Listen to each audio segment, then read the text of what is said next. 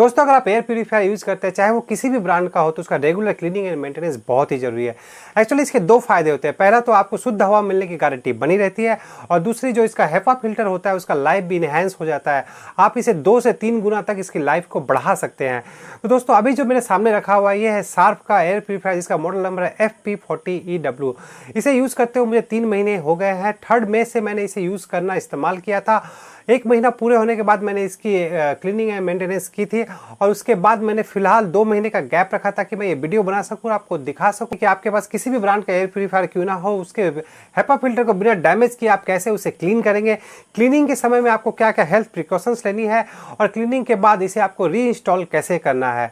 मैं हूं अविनाश, स्वागत है मेरे चैनल में। चलिए शुरू करते हैं।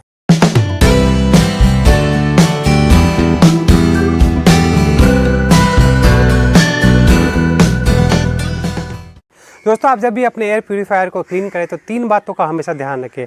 पहला कि इसे हमेशा आउटडोर में ये प्रोसेस करें, क्योंकि अगर आप घर के अंदर बैल्कनी या दरवाजे के सामने करेंगे तो इसके अंदर जो डस्ट ट्रैप है वो वापस आपके घर के अंदर आ जाएगा, और एयर प्यूरीफायर खरीदने का जो आपका पर्पस था वो पूरी तरह से बेकार हो जाएगा।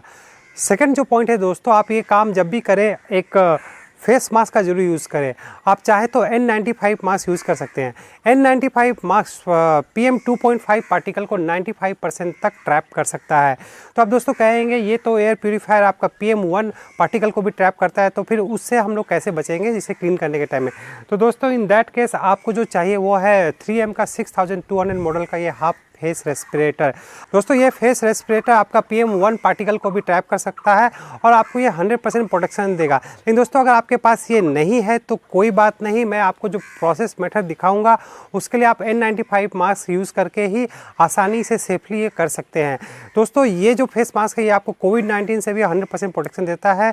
इसका लिंक मैं डिस्क्रिप्शन बॉक्स में दे दूँगा, आप चाहे तो इसका भी वीडियो आप देख सकते हैं। दोस्तों जिस तीसरी बात का आपको ध्यान रखना है वो ये है कि आप जिस दिन भी इसकी क्लीनिंग करें वो एक सनी डे होना चाहिए, क्योंकि आपको इसके दोनों फिल्टर को कम से कम 2 से 3 घंटे तक सन के अंदर रखना पड़ेगा। उससे होता है ये दोस्तों कि इसका जो हेपा फिल्टर और कार्बन फिल्टर वो फिर से रीएक्टिवेट हो जाता है, और इसकी लाइफ भी दोस्तों बहुत ज़्यादा इनहेंस हो जाती है। तो चलिए अब हम लोग फटाफट इसे खोल लेते हैं। तो दोस्तों इसे खोलने के लिए आपको अपने दोनों थंब को इसमें इंसर्ट करके पुश करके अपनी तरफ खींचिएगा तो ये आपका निकल जाएगा। तो फिलहाल मैं आपको इसका प्री फिल्टर दिखाता हूँ। अब ये आपका दोस्तों खोलने से ये आपका भी बाहर आ जाएगा, तो ठीक है मैं इसे भी निकाल के बाहर रख देता हूँ। यहाँ पे आप देख सकते हैं ये इसका हेपा फिल्टर है, इसे भी मैं अभी साइड में रखता हूँ, और ये इसका कार्बन फिल्टर है उसे भी मैं साइड में रखता हूँ। तो सबसे दोस्तों मैं आपको इसका जो ये प्री फिल्टर है वो दिखा देता हूँ। तो यहाँ पे आप दोस्तों देख सकते हैं, आपको दिखाई भी दे रहा होगा, तो इसका प्री फिल्टर भी आपका डस्ट ट्रैप कर सकता है, और इसमें आप देख सकते हैं बहुत ही ज़्यादा डस्ट ट्रैप होके भी रहा है। तो दोस्तों इसे क्लीन करने के लिए आपको दोस्तों कुछ नहीं करना है, इसे आप पानी से सिंपली धो सकते हैं। आप टैप के नीचे इसे जाकर आराम से धो सकते हैं, जो कि मैं आपको धो के भी दिखाऊंगा। दूसरा जो दोस्तों है ये है इसका कार्बन फिल्टर, जो कि इस तरह से इसमें लगा हुआ रहता है, और यहाँ पे आप दोस्तों दिखाई दे रहा होगा इसमें कितनी ज़्यादा डस्ट ट्रैप्ड है, और ये इसका अंदर का पोर्शन है कि जो आप देख सकते हैं ये बिल्कुल ही क्लीन है। तो आपको डिफरेंस साफ नज़र आ रहा होगा दोस्तों कि ये कितना ज़्यादा डस्ट ट्रैप करता है। का जो ये कार्बन फिल्टर है ये आपका PM2.5 एंड PM1 को ट्रैप नहीं कर पाता है। मेनली जो PM2.5 एंड PM1 को जो ट्रैप करने का काम होता है ये उस हेपा फिल्टर का ही होता है, और वो पार्टिकल्स दोस्तों इतने छोटे होते हैं कि वो आपको दिखाई नहीं देता है। लेकिन जब मैं आपको इसे क्लोज व्यू दिखाऊंगा तब आपको ये कितना गंदा हुआ है आपको समझ में आएगा।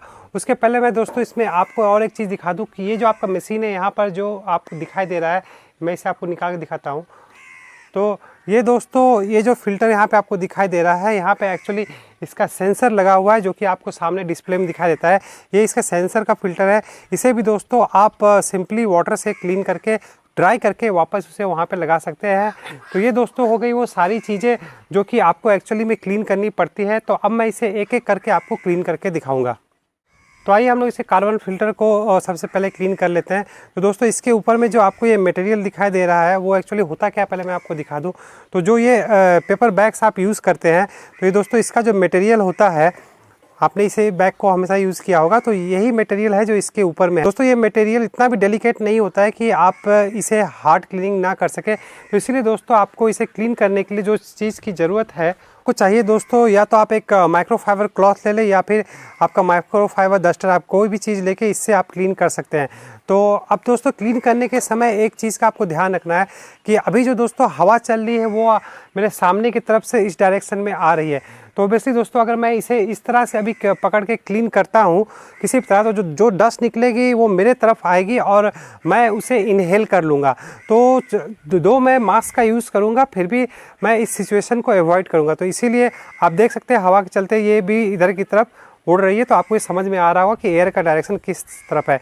तो दोस्तों ये सब छोटी छोटी चीज़ें हैं जो जिन चीज़ों का आपको ध्यान रखना है।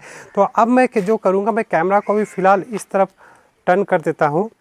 दोस्तों मैंने N95 मास्क लगा लिया है, मुझे 3M की मास्क की ज़रूरत नहीं है। मैंने आपको बताया था, सारे टिप्स बताऊंगा जिससे आप N95 मास्क से ही आपकी इसी क्लीनिंग कर सकते हैं और आपको कोई प्रॉब्लम भी नहीं आएगा।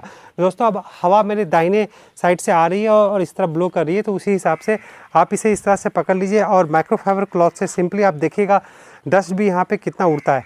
डस्ट करने के लिए आप सिंपली इस तरह से हल्के हाथों से इससे डस्टिंग कीजिए। तो यहाँ पर देखिए दोस्तों, आपको डिफरेंस समझ में आ रहा होगा कि यहाँ का जब डस्ट निकलने के बाद किस तरह से ये इफ़ेक्ट आ रहा है। तो दोस्तों आप माइक्रोफाइबर क्लॉथ को इसी तरह यूपर से नीचे की तरफ इसे डस्टिंग कीजिए ताकि ये डस्ट नीचे की तरफ गिरे और आपसे दूर चला जाए। तो ये दोस्तों तरीका हुआ माइक्रोफाइबर क्लॉथ यूज़ करने का। और अगर आप माइक्रोफाइबर डस्टर यूज़ करना चाहते हैं तो उसे भी दोस्तों इसी तरह से पकड़ के ऊपर से नीचे की तरफ आप यूज़ कीजिए। तो आप देख सकते हैं यहाँ पे जो इससे डस्ट निकल रही वो भी आपको विजिबली दिखाई दे रहा होगा।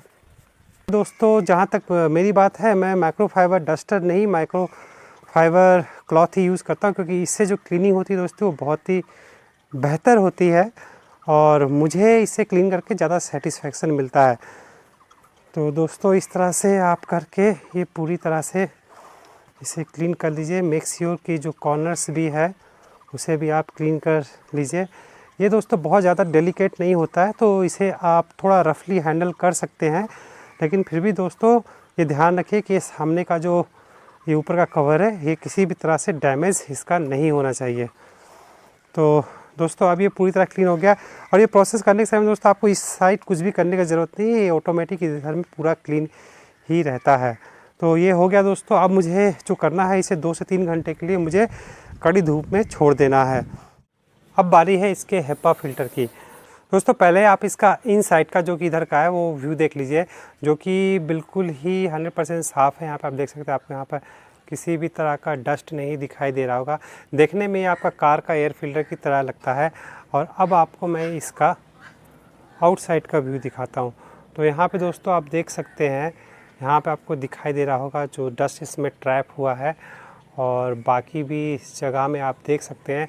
दोस्तों आपको जैसे कि मैंने बताया कि ये PM1 और PM2.5 डस्ट पार्टिकल को ट्रैप कर सकता है, और वो इतने छोटे होते हैं कि आपको वो आसानी से दिखाई नहीं देता है, और इसीलिए ये गंदा भी उतना नहीं लगता है।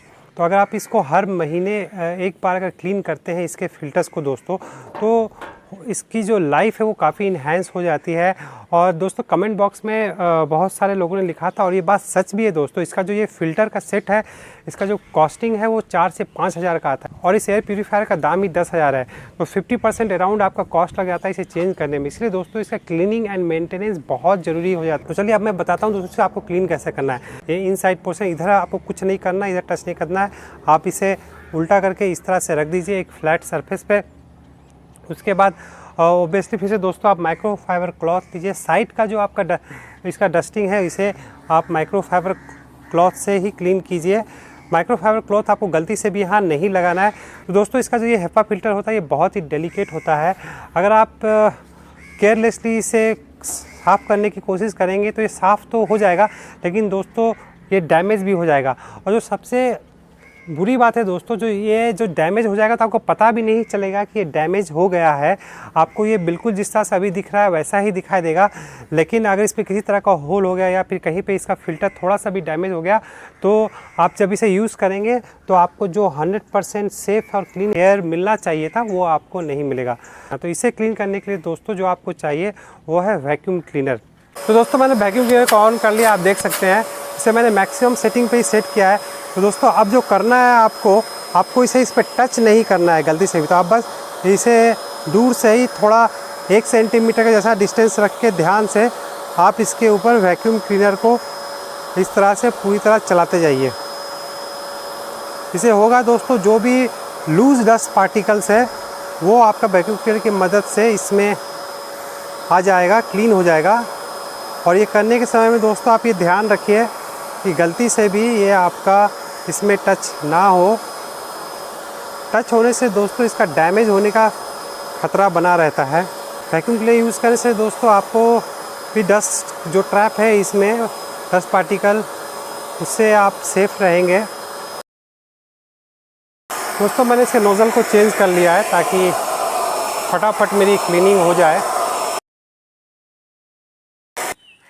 दोस्तों अब मैंने वैक्यूम क्लीनर को रिवर्स कर दिया। अब मैंने वैक्यूम क्लीनर को ब्लोअर साइड में लगाया है। तो ब्लोअर साइड में दोस्तों आपको इसे लगाना है कि वैक्यूम के थ्रू जितना भी डस्ट जो निकलना था वो निकल गया। अब जो डस्ट थोड़ा अंदर में ट्रैप है क्योंकि वैक्यूम के जरिए नहीं निकला है, वो आपको ब्लोअर से ब्लो करके इसे निकालना है। ब्लोअर को यूज़ करने के लिए दोस्तों आपको इसे डायगोनली यूज़ करना होगा। जब हम लोगों ने वैक्यूम को यूज़ किया था तो हमने परपेंडिकुलरली यूज़ किया था। तो इसे दोस्तों आप एक साइड से इस तरह से हल्के हाथों से पकड़ के आप एक साइड से इसे ब्लो आप कीजिए। अब चूँकि दोस्तों डायगोनली मैं इसलिए बोल रहा हूँ क्योंकि जो ब्लोअर का जो प्रेशर होता है वो बहुत ज़्यादा होता है, वो आपके हेपा फिल्टर को डैमेज कर सकता है। तो इसीलिए आप इसे डायगोनली यूज़ कीजिए। आपको यहाँ पे समझ में भी आ रहा होगा जब ब्लोअर हेपा को हिट कर रहा है तो वो किस तरह से बिहेव कर रहा है। तो देखा दोस्तों कि जैसे कि मैंने डायगोनली से थोड़ा सा इसे सीधा करने की कोशिश की, मेरा फ़िल्टर उड़ने लगा था। तो ये दोस्तों मैंने आपको दिखाने के लिए किया था, आप ऐसी गलती ना करें। तो इस तरह से आप एक साइड से कर लीजिए, जितना आपका पॉसिबल हो रहा है उतना ही कीजिए, ज़बरदस्ती इसे करने की ज़रूरत नहीं है। एक साइड हो जाने के बाद वापस से दोस्तों घुमा लीजिए। तो दोस्तों ये हमारा हेपा फ़िल्टर का क्लीनिंग कंप्लीट हो गया है। क्लीनिंग करने के बाद अगर मैं आपको ये दिखाऊं तो ये जो आपका क्लीन हुआ है दोस्तों, ये मैक्स क्लीन है। इससे ज़्यादा आप क्लीन नहीं कर सकते हैं। अगर आप इसे ब्रश से या पर और कोई भी चीज़ से घिस कर क्लीन करना चाहे तो हो सकता है आपका इससे भी ज़्यादा क्लीन दिखने लगे, लेकिन दोस्तों वो करने से होगा क्या कि आप अल्टीमेटली अपने इस फ़िल्टर को डैमेज कर देंगे। और आपको पता है दोस्तों इस फ़िल्टर का दाम 4 से 5 हज़ार रुपये में आता है, जो रिस्क आप नहीं ले सकते और आपको लेना भी नहीं चाहिए। तो दोस्तों इसे क्लीन कर लिया गया है। अब इसे भी हम लोग धूप में 2 से 3 घंटे के लिए छोड़ देंगे। दोनों फ़िल्टर को दोस्तों, कार्बन फ़िल्टर, हेपा फ़िल्टर और इसके सेंसर के फ़िल्टर को भी हमने धूप में अभी रख दिया है। अब ये 2 से 3 घंटे तक धूप में इसी तरह पड़ा रहेगा। दोस्तों आइए हम लोग प्री फ़िल्टर को धो लेते हैं। इसे आप डायरेक्ट दोस्तों टैप के अंदर धो सकते हैं। तो आप टैप के अंदर इसे डायरेक्ट पानी से इस तरह से धो लीजिए। तो दोस्तों अब आप देखिए ये पूरी तरह से साफ़ हो गया है। तो दोस्तों ये एक्चुअली आप देख सकते हैं ये एक प्लास्टिक का नेट है, बहुत ही छोटा साइज़ का नेट है, जिसके चलते ये पानी से आराम से धुल जाता है और इसमें आपको ज़्यादा मेहनत नहीं लगती है। अब ये धोने के बाद दोस्तों इसे भी आप धूप में सुखा लीजिए। इसे आपको 2 से 3 घंटे सुखाने की ज़रूरत नहीं है। जैसे ही इसका पानी सूख जाए या ड्राई हो जाए आप इसे इंस्टॉल कर सकते हैं। अब दोस्तों हम लोग इस मेन यूनिट को भी क्लीन कर लेते हैं। तो इसे क्लीन करना दोस्तों बहुत ही आसान है। इसे आप चाहे तो वैक्यूम क्लीनर से या फिर माइक्रोफाइबर अपने क्लॉथ से इसे क्लीन कर सकते हैं। तो दोस्तों इसे में आपको किसी भी तरह का पानी नहीं लगाना है। इसे क्लीन करने के लिए आप वैक्यूम क्लीनर को इसे ऑन करके ब्लोअर साइड से, मैं इस तरह से आप इसे ब्लोअर से पहले ब्लो कर दीजिए। आपका ये ऑप्शनल है, आप ब्लोअर चाहे तो यूज़ नहीं भी कर सकते हैं। मैं अभी क्योंकि मेरे पास है तो इसलिए मैं इसे यूज़ कर रहा हूँ। तो मैंने ब्लोअर से इसे ब्लो कर दिया है। अब दोस्तों मैं इसे माइक्रोफाइबर क्लॉथ से अच्छी तरह से साफ़ कर दूंगा। तो दोस्तों आप इसके रेगुलर क्लीनिंग एंड मेंटेनेंस से आप इसके लाइफ को आराम से इन्हेंस कर सकते हैं। तो अब दोस्तों जो मैं रेगुलर क्लीनिंग आपको इतनी बार कह रहा हूँ, रेगुलर एक्चुअली आपको करना कितना दिन में चाहिए। तो दोस्तों आपको महीने में एक बार, कम से कम महीने में एक बार इसे ज़रूर से पूरी तरह से इस तरह से खोल के, जो कि मैंने पूरा प्रोसेस आपको दिखाया, ये करना चाहिए। और अगर आपके पास टाइम है एक्स्ट्रा तो 15 दिन में एक बार दोस्तों अगर आप इसे निकाल के जो इसका जो प्री फिल्टर है जो सामने का से और इसका कार्बन फिल्टर उसे हल्का थोड़ा डस्टिंग भी कर देंगे तो भी दोस्तों ये आपका बहुत ही ज़्यादा क्लीन हो जाएगा और इसकी लाइफ बहुत ही ज़्यादा इन्हेंस हो जाएगी। लेकिन दोस्तों अगर आप वो पॉसिबल ना हो तो कम से कम महीने में एक बार इसे पूरी तरह से क्लीन कर लीजिए, जो कि आपके मशीन के लिए प्लस आपके फ़िल्टर के लिए भी बहुत ही लाभकारी होगा और आपका ये पैसा भी बहुत बचाएगा। दोस्तों 3 घंटे धूप में रहने के बाद अब ये पूरी तरह से रेडी हो गया। अब हम लोग इसे वापस से इंस्टॉल कर लेंगे। तो इंस्टॉल करने के लिए दोस्तों सबसे पहले आपको जो इसका सेंसर का जो फ़िल्टर था मैंने आपको दिखाया था, इसे इंस्टॉल करना। इसे इस होल में यहाँ पर आप लगा दीजिए जिस तरह से ये था और ये आपका हो गया। उसके बाद दोस्तों आपको इसका जो हेपा फिल्टर उसे लगाना है। दोस्तों इनसाइड हम लोग इसे जैसा यहाँ पे दिखाया गया है इनसाइड को यहाँ पे हम लोग इसे रखते हुए इस तरह से इसमें हम लोग डाल लेंगे। तो ये दोस्तों आपका इनसाइड चला गया। अब दोस्तों बारी आई हमारे कार्बन फिल्टर की। तो यहाँ भी आप देखिए दोस्तों ये इसका अंदर का ये इतना साफ़ है और जो आपने गंदे के समय देखा था और अब ये इतना साफ़ है। तो इसे भी हम लोग डाल लेते हैं उसी तरह दोस्तों। तो इसे डालने के दोस्तों आपको इसे इस तरह से थोड़ा बाहर निकाल के इसके ऊपर में इसे सेट करके आप सिंपली इसे पुश कर दीजिए और इसे हल्के हाथों से सेट कर दिए। तो दोस्तों मेरा हेपा फिल्टर और कार्बन फिल्टर दोनों रेडी हो गया है और इसे भी दोस्तों देखिए ये भी पूरी तरह से साफ़ हो गया है। इसे लगाने के दोस्तों ये जो बॉटम में जो इसके नॉब्स दिए हैं उसमें आप पहले इंसर्ट कीजिए। अच्छी तरह से इंसर्ट करने के बाद अब साइड में आप इसके जो लॉक्स है उसे ध्यान से आप लगाते हुए दोनों साइड में इसे आप पुश कर दिए। तो दोस्तों इतना ही आसान था। देखिए ये फिर से रेडी टू यूज़ हो गया है। और इसी तरह दोस्तों आपको इसे हर बार एटलीस्ट महीने में एक बार इसे क्लीन करना है। क्लीनिंग एंड मेंटेनेंस से आप इसके लाइफ को 2 गुना से 3 गुना बढ़ा सकते हैं। दोस्तों इस वीडियो में फिलहाल इतना ही। वीडियो देखने के लिए आपका धन्यवाद।